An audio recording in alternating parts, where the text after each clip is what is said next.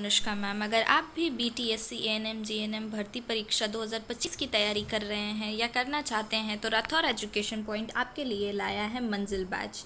ये बैच आपको आपके सरकारी नौकरी के सपने को पूरा करने में बहुत बहुत हेल्पफुल होगा। इस बैच को ज्वाइन करने के लिए आपको राठौर एजुकेशन पॉइंट ऐप को प्ले स्टोर से डाउनलोड करना होगा और इस बैच को फिर आप खरीद सकते हैं। इस बैच में आपको कंप्लीट सिलेबस कवर कराया जाएगा इस एग्ज़ाम से रिलेटेड। साथ ही आपको लाइव क्लासेस भी मिलेंगे, रिकॉर्डिंग क्लासेस भी मिलेंगे, कंप्लीट PDF नोट्स भी मिलेगा। आपको सारे के सारे PYQ क्वेश्चंस जो हैं वो भी प्रैक्टिस कराए जाएंगे। आपको प्रैक्टिस करने के लिए और भी क्वेश्चंस दिए जाएंगे और आपको एक फ्री टेस्ट सीरीज़ भी इस कोर्स के साथ मिलेगा। इस कोर्स को खरीद करके आप अपनी तैयारी को और भी अच्छी तरह से पूरी कर सकते हैं, एक सिस्टमैटिक वे में पूरे सिलेबस को कंप्लीट कर सकते हैं और इस एग्ज़ाम में अच्छा स्कोर कर सकते हैं, अपनी सरकारी नौकरी के सपने को पूरा कर सकते हैं। इन सभी चीज़ों को करने के लिए आपको सबसे पहले राठौर एजुकेशन पॉइंट ऐप को प्ले स्टोर से इंस्टॉल करना होगा। अगर आपको इस बैच से रिलेटेड किसी भी तरह की कोई क्वेरी है या आपको किसी तरह की कोई जानकारी चाहिए तो आप दिए गए नंबर पर कॉल या व्हाट्सएप कर सकते हैं। ठीक है, तो आज की क्लास में हम कुछ क्वेश्चन इस एग्ज़ाम से रिलेटेड जो कि इम्पोर्टेंट क्वेश्चंस हैं उन्हें देखने वाले हैं। ANM की एग्ज़ाम से रिलेटेड जो भी इम्पोर्टेंट क्वेश्चंस हैं। तो आज का पहला क्वेश्चन है कि गर्भावस्था की सामान्य अवधि कितनी होती है। ठीक है, प्रेगनेंसी जो है ह्यूमन में वो कितने ये का होता है। ऑप्शंस क्या क्या है, 36 सप्ताह, 38 सप्ताह, 40 सप्ताह या 42 सप्ताह। तो इसका सही आंसर जो है वो बहुत ही कॉमन सा है, जिसका सही आंसर है ऑप्शन नंबर C, 40 सप्ताह। ये कब से लिया जाता है, तो ये लास्ट मेंस्ट्रुअल पीरियड जो है, लास्ट मंथ पीरियड जो LMP होता है उस समय से लिया जाता है। ठीक है, अगला क्वेश्चन देखते हैं। अगला क्वेश्चन है आयरन की कमी से कौन सा रोग होता है। आयरन की कमी से कौन सा रोग होता है। ठीक है, ऑप्शंस क्या क्या हैं, रिकेट्स, एनीमिया, स्कर्वी या बेरीबेरी। तो जैसा कि हमें पता है आयरन हमारे बॉडी में हेमोग्लोबिन बनाने का काम करता है और हेमोग्लोबिन की कमी से कौन सा बीमारी होता है, तो उसका सही आंसर है B, एनीमिया। आयरन जो है वो हेमोग्लोबिन के फॉर्मेशन में होता है। हेमोग्लोबिन जो होता है उसमें आयरन प्रेजेंट होता है और हेमोग्लोबिन की कमी से बॉडी में एनीमिया देखने को मिलता है। ठीक है, अगला क्वेश्चन देखते हैं। स्तनपान कराते समय माँ का आहार में क्या शामिल होना चाहिए। ठीक है, जो भी ब्रेस्ट फीडिंग मदर होती हैं उस समय मदर के खाने पीने में क्या चीज़ें प्रेजेंट होनी चाहिए। ठीक है, ऑप्शंस क्या क्या है, कम वसा, अधिक नमक, उच्च प्रोटीन, सिर्फ कार्बोहाइड्रेट। तो इसका सही आंसर क्या है, जब माँ ब्रेस्ट फीडिंग करा रही है तो उसके खान पान में ऑप्शन नंबर C, उच्च प्रोटीन यानी ज़्यादा प्रोटीन की मात्रा प्रेजेंट होनी चाहिए, जिससे माँ जो है ज़्यादा प्रोटीन, कैल्शियम और आयरन, ये तीनों चीज़ें जो हैं वो मदर के खान पान में प्रेजेंट होनी चाहिए ताकि बच्चे को सारा पोर्शन अच्छी तरह से मिल सके। अगला क्वेश्चन देखते हैं। अगला क्वेश्चन है ORS का पूरा नाम क्या है। ORS बहुत ही जनरल चीज़ है जो कि हर हॉस्पिटल में होता है और डिहाइड्रेशन वगैरह के सिचुएशन में पेशेंट को रिकमेंड किया जाता है या फिर डायरिया के केसेस में, ये सब की चीज़ों में जब बॉडी से बहुत ज़्यादा पानी का लॉस हो जाए तब ORS का घोल हम पेशेंट को लेने को बोलते हैं। तो इसका फुल फॉर्म क्या है, ऑप्शंस क्या क्या दिए हुए हैं, oral recovery solution, oral rehydration salts या ओरल रिप्लेसमेंट सिस्टम या ऑस्मोटिक रिहाइड्रेशन सॉल्ट। तो इसका सही आंसर क्या है, इसका सही आंसर है option number B, oral rehydration salt. ठीक है, अगला क्वेश्चन देखते हैं। अगला क्वेश्चन है पोलियो वायरस शरीर में किसे प्रभावित करता है। पोलियो एक बहुत ही गंभीर बीमारी थी जिसका वैक्सीनेशन के कारण इंडिया में अब ये बीमारी बहुत ही कम देखने को मिल रही है। इसका वैक्सीनेशन बहुत ज़ोरों शोरों से एक समय पे चल रहा था, अभी भी चल रहा होता है, लेकिन अब हमने पोलियो पर जीत हासिल कर ली है, ऐसा बोला जाता है। तो पोलियो वायरस शरीर में किस अंग को प्रभावित करता है, ये पूछना चाह रहा है, किस चीज़ को प्रभावित करता है। ऑप्शंस क्या क्या है, मस्तिष्क, नसतंत्र, फेफड़े या रक्त। तो पोलियो जो है वो बॉडी में नस तंत्र यानी नर्वस सिस्टम को अफेक्ट करता है। ये क्या करता है, ये सेंट्रल नर्वस सिस्टम CNS को अफेक्ट करता है। ठीक है, अगला क्वेश्चन क्या है। अगला क्वेश्चन है DPT वैक्सीन किस रोग से बचाव के लिए होती है। DPT वैक्सीन जो कि दिया जाता है इसमें किस किस रोगों से बचाव का ताकत होता है। ऑप्शंस क्या क्या है, diphtheria, polio, typhoid, diphtheria, pertussis, tetanus, tetanus, खसरा, हैजा या टाइफॉइड, पर्ट्यूसिस, मलेरिया। तो इसका सही आंसर क्या है, इसका सही आंसर हम सभी को पता है कि इसका सही आंसर है डिप्थीरिया, पर्ट्यूसिस और टेटनस, DPT। ठीक है, अगला क्वेश्चन देखते हैं। अगला क्वेश्चन क्या है, नवजात शिशु का सामान्य जन्म वजन क्या होता है। एक न्यू बॉर्न बेबी का नॉर्मल बॉडी वेट क्या होता है। ऑप्शंस क्या क्या है, 1.5 से 2 किलोग्राम, 2.5 से 3 किलोग्राम, 3.5 से 4.5 किलोग्राम या 1 से 1.5 किलोग्राम। तो जो नॉर्मल बेबी जो बर्थ ले रहा है, अगर उसका वो हेल्दी बेबी है तो उसका वेट कितना होगा, उसका वेट होगा 2.5 से 3 किलोग्राम। ऑप्शन नंबर बी जो है वो सही आंसर है। अगला क्वेश्चन देखते हैं। फॉलिक एसिड की कमी से क्या होता है। ठीक है, फॉलिक एसिड, आयरन और फॉलिक एसिड की जो गोलियां हैं वो हम लोग अक्सर देखते हैं कि प्रेग्नेंट वुमेन को हॉस्पिटल से दिया जाता है, सरकारी में भी बांटा जाता है आयरन और फॉलिक एसिड। तो यहाँ पे वही पूछ रहा है कि फॉलिक एसिड की कमी से क्या होता है। ऑप्शंस क्या क्या है, night blindness, megaloblastic anaemia, scurvy या रिकेट्स। तो फॉलिक एसिड की कमी से क्या होता है, आरबीसी जो होता है उसका निर्माण ठीक से नहीं हो पाता, यानी आरबीसी जो होता है वो फुल्ली मैच्योर फॉर्म में अच्छे से नहीं बन सकता है, जिसके वजह से क्या हो सकता है, जिसके वजह से मेगालोब्लास्टिक एनीमिया देखने को मिलता है। ठीक है, तो यानी फॉलिक एसिड की कमी से मेगालोब्लास्टिक एनीमिया हो सकता है। अगला क्वेश्चन देखते हैं। आईएम इंजेक्शन कहाँ दिया जाता है। ये बहुत ही आसान सा क्वेश्चन है कि आईएम इंजेक्शन कहाँ दिया जाता है। इंजेक्शंस बहुत तरह के होते हैं, आईएम हो गया, आईवी हो गया, सबक्यूटेनियस हो गया, या फिर जो भी हम इंजेक्शंस देते हैं तो वो इंजेक्शन आईएम जो है वो कहाँ दिया जाता है। ऑप्शंस क्या क्या है, त्वचा के नीचे, मांसपेशियों में, नस में या मुंह से। तो इसका सही आंसर क्या है, इसका सही आंसर है मांसपेशी में। आईएम इंजेक्शन मांसपेशी यानी मसल में दिया जाता है। इसका फुल फॉर्म क्या है, इसका फुल फॉर्म है इंट्रामस्कुलर इंजेक्शन। ठीक है, अगला क्वेश्चन देखते हैं। गर्भवती महिला को टीटी का पहला टीका कब लगाया जाता है।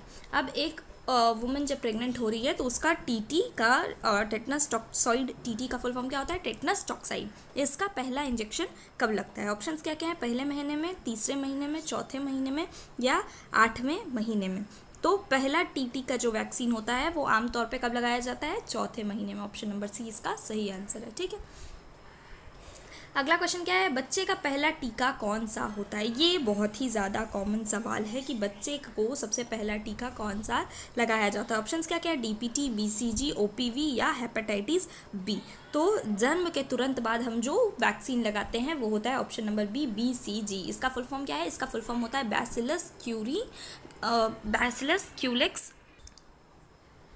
ठीक है, बीसीजी जो है वो टीबी से बच्चे को बचाता है। टीबी, ट्यूबरक्लोसिस, जो कि एक लंग से रिलेटेड बीमारी है, इसको रोकने के लिए हम बीसीजी का वैक्सीन बच्चे को सबसे पहले देते हैं, जो कि सबसे पहला टीका है बच्चे को मिलने वाला। ठीक है, अगला क्वेश्चन देखते हैं। अगला क्वेश्चन है, नाल प्लेसेंटा गर्भाशय में कितने समय में बाहर आती है। गर्भाशय से कितने समय में बाहर आती है। प्लेसेंटा जो है वो डिलीवरी के कितने समय बाद बाहर आती है। ऑप्शंस क्या क्या है, 10 मिनट, 30 मिनट, 1 घंटा या 5 मिनट। तो आमतौर पर डिलीवरी के बाद अगले 30 मिनट में जो है वो प्लेसेंटा बाहर आती है। ऑप्शन नंबर बी इसका सही आंसर है। प्लेसेंटा जो है वो नॉर्मल डिलीवरी के बाद अगले 30 मिनट में ज़्यादातर केसेस में बाहर आती है। ठीक है, अगला क्वेश्चन क्या है, खून की कमी को क्या कहते हैं। बॉडी में अगर ब्लड की कमी हो रही है तो उसे हम क्या कहते हैं। ऑप्शंस क्या क्या है, हाइपरटेंशन, हेमोग्लोबिनिया या एनीमिया या लुकेमिया। तो शरीर में अगर हेमोग्लोबिन की कमी हो रही है, HB यानी हेमोग्लोबिन की कमी हो रही है, तो उसे हम क्या कहते हैं, उसे हम एनीमिया कहते हैं। ठीक है, अगला क्वेश्चन देखते हैं। पल्स पोलियो अभियान कब शुरू हुआ था। ठीक है, पल्स पोलियो अभियान जो है वो कब शुरू किया गया था। ऑप्शंस क्या क्या हैं, 1990, 1992, 1994 या 1995। तो इसका सही आंसर जो है वो है option number B, 1992। Pulse polio अभियान जो है वो 1992 में शुरू किया गया था।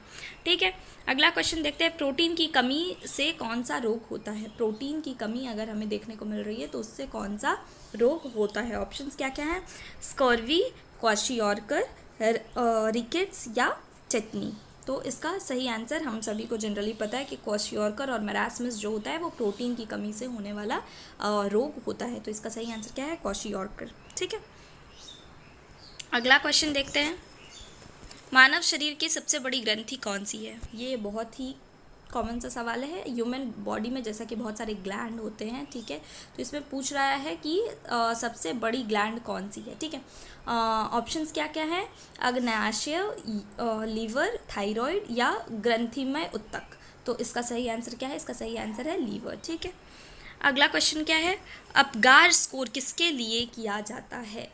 ये भी एक अच्छा क्वेश्चन है कि अपगार स्कोर किसके लिए किया जाता है। ऑप्शंस क्या क्या हैं? गर्भवती महिला की स्थिति, प्रसव की अवधि, नवजात की स्थिति या टीकाकरण का समय।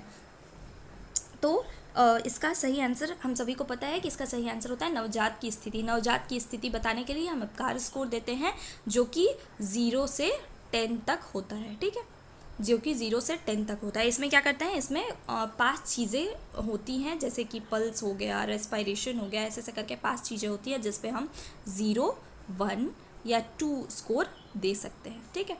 तो इसलिए इसमें हम क्या करते हैं? नवजात की स्थिति अपगार स्कोर से बताते हैं। अगर अपगार स्कोर ज़्यादा है तो यानी कि बेबी जो है वो हेल्दी है, अगर अपगार स्कोर कम है तो बेबी हेल्दी नहीं है। इसमें क्या क्या है? इसमें सांस, हृदय गति, बच्चा कैसा दिख रहा है, उसका कलर कैसा है, ये सब कुछ बताते हैं, ठीक है। अगला क्वेश्चन देखते हैं। स्तनपान कराने में माँ को कौन सा लाभ होता है? ब्रेस्ट फीडिंग कराने में माँ के लिए क्या एडवांटेज है? ऑप्शंस क्या क्या है? मोटापा बढ़ता है, हड्डियाँ कमज़ोर होती हैं, गर्भाशय संकुचन में सहायता या तनाव बढ़ता है। तो स्तनपान कराने से क्या होता है? ऑक्सीटोसिन हार्मोन निकलता है। ऑक्सीटोसिन हार्मोन जो है वो निकलता है। ब्रेस्ट फीडिंग कराने से ऑक्सीटोसिन हार्मोन निकलता है, जिससे क्या होता है? गर्भाशय का संकुचन तेज होता है, यानी कि ऑप्शन नंबर सी सही आंसर है, ठीक है। अगला क्वेश्चन देखते हैं। डायरिया का सबसे सामान्य कारण क्या है? डायरिया का सबसे सामान्य वजह क्या है, ये पूछ रहा है। ऑप्शंस क्या क्या हैं? मच्छर, दूषित पानी, ताज़े फल या धूल। तो डायरिया का सबसे मेन वजह हम सभी को पता है कि दूषित पानी के वजह से डायरिया हो सकती है, जिसमें बैक्टीरिया या वायरस जो होता है वो हमारे बॉडी में चला जाता है और हमें इन्फेक्ट कर देता है, ठीक है।